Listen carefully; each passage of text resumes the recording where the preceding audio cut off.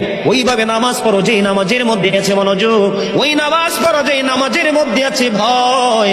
তুমি নামাজটা পড়তে হবে এমন ভাবে বন্ধু, একজন নামাজে দাঁড়ালেন, বন্ধুরে আমার, নামাজে যখন তিনি দাঁড়ালেন, দাঁড়ানোর পরে তিনি বলতেছেন আমি নামাজটা এমন ভাবে পড়তে চাই। কিভাবে পড়ি?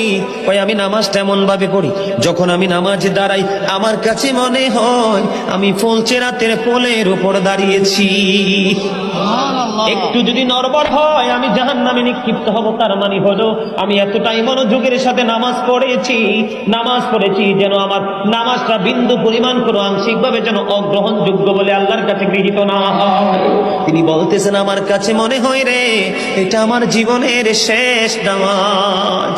আমি এতটা ভয়, এতটা আতঙ্ক নিয়ে, এতটা তাকওয়া নিয়ে নামাজ পড়ি, আমার কাছে মনে হয় আমার পিছনে যেন আজরাইল দাঁড়িয়ে আছে, ডানে বামে সালাম ফিরাতে দেরি রে, আমার কাছে মনে হয় আমার প্রাণ পাখিটা কেড়ে নিয়ে যাবে।